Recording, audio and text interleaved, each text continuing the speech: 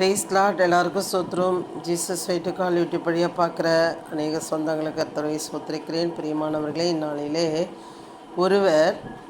ஒருவரை கனப்படுத்துகிறதை பார்க்க போகிறோம். அதுலேயும் ஒரு சின்ன மனுஷன் பெரியவரை காமிச்சு கனப்படுத்துறது அல்ல. ஒரு பெரிய மனுஷன் ஒரு சின்ன மனுஷனுக்கு கனப்படுத்தும்படியாக அவர் செய்த காரியத்தை பார்க்க போகிறோம். ஆமென். உபாகமம் 31 அதிகாரத்தில் நம்ம வாசிக்கிற சில வசனங்களை பார்ப்போம்.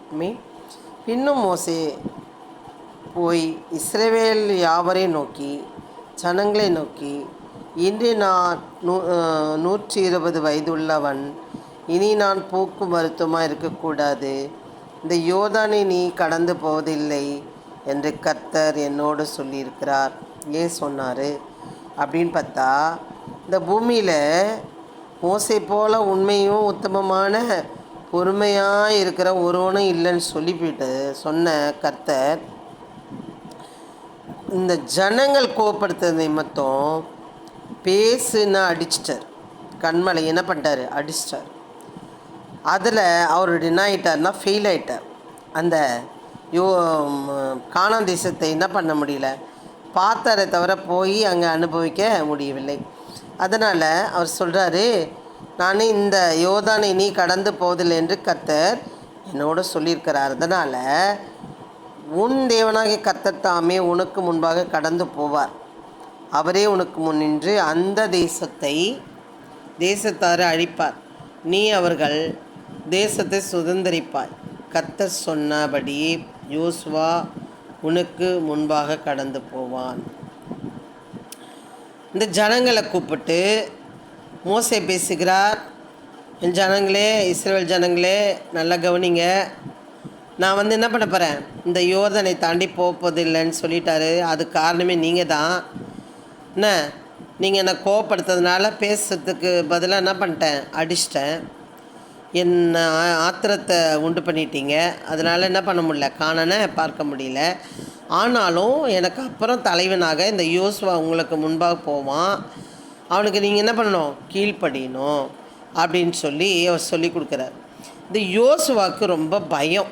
ஏன்னு கேட்டால், மோசே அநேக அற்புத அதிசயங்களை செய்தார். பயங்கர அற்புத அதிசயம் அவரை கொண்டு. அதை செஞ்சு பார்த்த ஜனங்களே அவரை மதிக்கலை. நம்ம ஏமாத்துறோம் அப்படின்னு அவருக்குள்ளே என்ன வந்துச்சு, பயம் வந்துச்சு.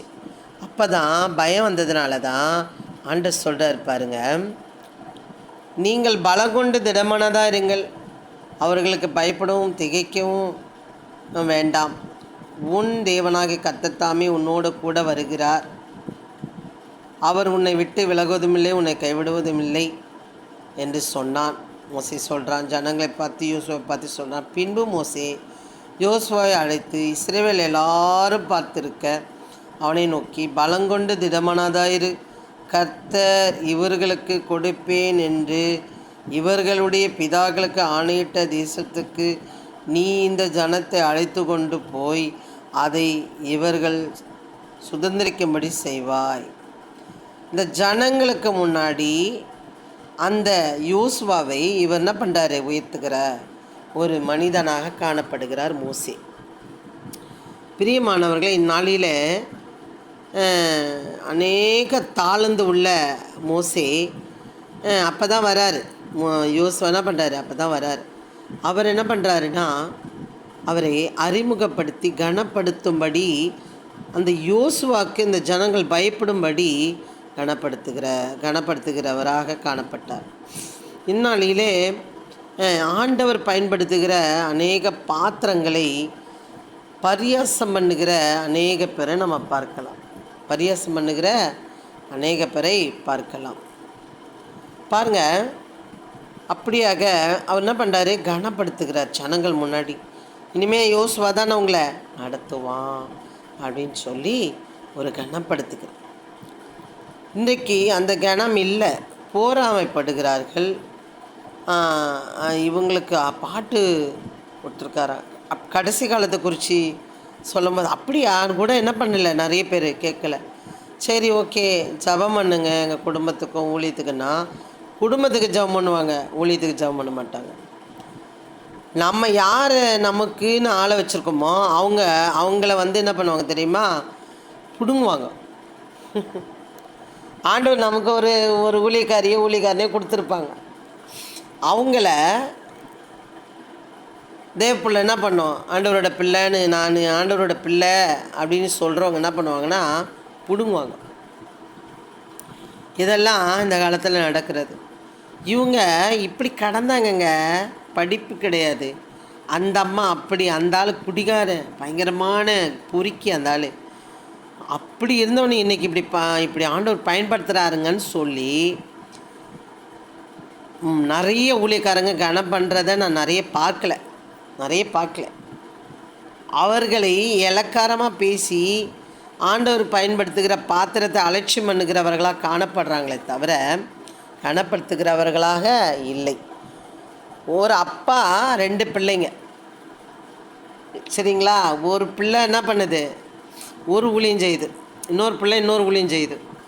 ஆனால் 2 பேருமே யாருக்கு செய்கிறோம், அப்பாவுக்கு செய்கிறோம். ஆனால் இந்த ஒரு பிள்ளை என்ன பண்ணுது தெரியுமா, இன்னும் வேறு எவனுக்கும் வேலை செய்கிற மாதிரி அவங்க ஒரு பிள்ளையோட ஊழியத்தை கெடுக்கிறவங்களாம் இருக்கிறாங்க நிறைய பேர்.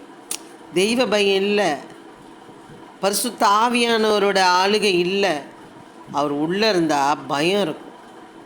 இப்படி பயங்கரமாக அக்ரூட்டாக இருக்க மாட்டாங்க, அக்ரூஷாக பயங்கரமாக ஒரு ஹெட்வேடாக இருக்க மாட்டாங்க. பயம் இல்லை, தெய்வ பயம் இல்லை. அப்போது இவர் பாருங்க சொல்கிறார், ஆண்டவர் சொல்லி கொடுக்குற, நீ என்ன பண்ணணும், யோசேப்பை கூட்டின்னு போயிட்டு அநேக ஜனங்கள் மத்தியில் அவனை கொஞ்சம் கனம் பண்ணு அப்படின்னு சொல்லி கொடுப்பார். அப்போ அந்த கனம் பண்ணும்பொழுது அழைத்து கொண்டு போய் அதை இவர்கள் சுதந்திரிக்கும்படி செய்வாய். கர்த்தர் உனக்கு முன்பாக போவார். அவர் உன்னோடு இருப்பார். அவரை உன்னை விட்டு விலகுவதும் இல்லை, உன்னை கைவிடுவதும் இல்லை. நீ பயப்படவும் கலங்கவும் வேண்டாம் என்றார். பிரியமானவர்களே, அப்படியாக ஒரு பெரிய அத்தாரிட்டி இந்த யோசுவாக்கு மோசே மூலியமா ஆண்டவர் சொல்லப்பட்டதை மோசே சொல்லி கொண்டு வருகிறார். மோசே சுயமாக சொல்லவில்லை, பிதாவாகிய தேவன் மோசேக்கு கொடுத்த அந்த நடத்துதலை அவன் என்ன பண்ணுறான், செய்கிறான். இன்றைக்கு எத்தனை பேர் அவர் வீட்டில் 2 பிள்ளைங்க இருக்கிறாங்க, மனைவி இருக்காங்க, கூட பிறந்த சகோதரன் இருக்கிறாரு, எல்லாம் இருக்கிறாங்க. ஆனாலும் அவர்கள் என்ன பண்ண முடியல, அவர்களெல்லாம் விட்டுட்டு ஆண்டவர் அடுத்த ஒரு ஊழியக்காரனை என்ன பண்ணுறாரு, அந்த ஊழியத்தின் பாதையில் தயார் செய்கிறார். அப்போ அவர் சொன்னதை இவர் என்ன பண்ண மனதார செய்கிறார். அவருக்கு என்ன கவலைன்னா, உங்களோட நான் என்ன பண்ண முடியல, கானானுக்குள்ளே வர முடியலையேன்னு சொல்லி அவருக்கு ஒரே கவலை. பிரியமானவர்களே, இன்றைக்கு இந்த கனம் பண்ணுகிற காரியம் அநேக இடங்களிலே காணப்படுகிறதே கிடையாது. அதனால் பிரியமானவர்களே, நீங்களும் உங்கள் ஃப்ரெண்டாக இருக்கலாம், உங்கள் கூட பிறந்தவங்களாக இருக்கலாம், அல்லாட்டா உங்கள் பக்கத்து வீட்டில் சும்மா எப்படி சொல்கிறது எதிராளியாக இருக்கலாம், எப்படி ஒன்றாலும் இருக்கலாம். ஆனால் கடவுள் பயன்படுத்துகிற பாத்திரத்துக்கு எப்படி கனப்படுத்தணும் என்ற அறிவு உங்களுக்குள்ளே இருக்குமானால் பரிசுத்த ஆவியானவர் உங்களுக்குள்ளே இருக்கிறார் என்ற அர்த்தம். நீங்கள் அவர்களை பழி வாங்குறேன்னு நினச்சி நீங்கள் ஒரு வேளை அவங்களை கனவீனப்படுத்துவீர்களானால் உங்களுக்குள்ளே பிசாசின் ஆவி இருக்கிறது என்று அர்த்தம். நீங்கள் யாராக இருக்கிறீர்கள் என்று சிந்தித்து செயல்படுங்கள். ஏனென்றால் இன்றைக்கு இவங்க ஊழியக்காரர் தானா அப்படின்னு தோணுது. ஏன்னு கேட்டால் ஒரு ஃபோனை போட்டால் கூட என்ன பண்ண மாட்டாங்க, எடுக்க மாட்டாங்க. ஃபோனை போட்டால் கூட எடுக்க மாட்டாங்க. ரெஸ்பான்ஸ் கொடுக்க தெரியல. மனதளவில் டிப்ரெஷனில் இருக்காங்க. நிறைய பேர் டிப்ரெஷனில் இருக்காங்க. தேவ பிள்ளைங்க உண்மையிலேயே நான் தவறாக எடுத்துக்காதீங்க. நிறைய பேரை நான் பார்த்துட்டேன் இந்த சின்ன ஊழியத்தில். நிறைய பேர் ரெஸ்பான்ஸ் அப்படின்னா தெரியல. என்னை பொறுத்த வரைக்கும் நிறைய என்னோட பழகுறவங்க கேட்டிங்கன்னா சொல்லுவாங்க, என் நம்பரை எடுக்காதவங்களை கூட அவங்க போட்டாங்கன்னா நான் எடுப்பேன். என்னென்னு பார்த்தா அவங்களுக்கு ஒரு அவசரம் இருந்திருக்கும். நாங்கள் மீனம்பாக்கத்தில் ஒரு இடத்துல ஊழியத்துக்கு போயிருந்தோம். இந்த பிள்ளைங்க ஸ்கூல் லீவாக இல்லையான்னு கேட்கறதுக்கு தான் போடுவேன். அந்த அம்மா அட்டன் பண்ணி கட் பண்ணும். நாங்கள் மெனக்கட்டு போனால் அந்த பிள்ளைங்கள ஸ்கூல் போய்ட்டுருப்பாங்க. இது மாதிரி நிறைய வாட்டி நடக்கும்போது எனக்கு கவலை வந்துடுச்சு, மனக்கவலை ஆயிடுச்சு. இப்படி இருக்காங்க தேவ பிள்ளையா இருந்துக்கிட்டு விட்டுட்டேன். போகிறது இல்லை, அப்படியே விட்டு. அப்போ ஒருத்தவங்க சொன்னாங்க, இல்லைங்க இங்கே ஒரு சபையிலேருந்து கர்த்தருடைய சபையிலேருந்து வந்து இங்கே நடத்துகிறாங்க அப்படின்னு சொன்னதுனால நாங்கள் போகல. அப்போது ஒரு நாள் அவங்க வீட்டுக்காருக்கு அந்த எடுக்காமல் இருந்தது பாருங்கள் அந்த அம்மா ஃபோனு, அந்த அம்மாவோட வீட்டுக்காருக்கு சிக்காயிட்டு உடம்பு சரியில்லை. கர்த்தருடைய சபையில் பெரிய ஊழியக்காரர் ஏஞ்சல் டிவியில் பேசுகிறவர் இருக்கிறார், அங்கே கிறிஸ்தவர்கள் இருக்கிறார்கள், ஃபோன் போட்டால் உடன் ஊழியக்காரர்கள் இருக்கிறார்கள். அவர்களெல்லாம் விட்டுட்டு என் நம்பரை தேடிச்சான் அந்த அம்மா சொல்லுது. வண்டியில் வந்துக்கிட்டே என்ன பண்ணேன், உங்களுக்கு ஃபோன் பண்ணி ஜெபிக்கிறதுக்காக நம்பரை தர கிடைக்கல அப்படின்ட்டு. ஒரு நாள் ஃபோனை போட்டு, சிஸ்டர் எங்கள் வீட்டுக்காருக்கு வந்து நீங்கள் ஜெபம் பண்ணுங்க சிஸ்டர், ப்ளீஸ் சிஸ்டர். நான் ஃபோனை எடுத்ததுனால தான் அவங்களோட கண்ணீரையும் அவங்களோட கஷ்டத்தையும் நான் கேட்டேன். இதை மாதிரி எத்தனை பேர் இருக்கீங்க கமெண்ட் பண்ணுங்கள், எத்தனை பேர் இருக்கீங்க கமெண்ட் பண்ணுங்கள். இது கர்த்தர் எனக்கு கற்றுக் கொடுத்தது. அவங்க எடுக்காத போதே எனக்கு பாதித்தது, அதே பாதிப்பு அவங்க வரக்கூடாது என்பதற்காக நான் எத்தனையோ பேர் எடுக்கும் பொழுதே அட்ரஸ் கேட்டிருக்காங்க, அவங்க ஃபோன் நம்பரை கேட்டிருக்காங்க, எப்படி வழின்னு கேட்டிருக்காங்க, என்ன ஐடியா பண்ணலான்னு கேட்டிருக்காங்க. முகம் கொணாமல் சொல்லியிருக்கேன். பிரியமானவர்களே, அப்போது நமக்குள்ளே ஆவியானவர் நடத்துகிறது. என்னை நான் பெருமையாக சொல்லிக்கிறேன்னு நினைக்காதீங்க, எனக்கு அது கஷ்டமாக இருந்தது, அதனால் அவங்களுக்கும் அந்த கஷ்டப்படக்கூடாதுன்றதுனால நான் செய்கிறேன். அதனால் பாருங்கள், அதை கனப்படுத்துகிறதுல நம்ம கவனமாக இருக்க வேண்டும்.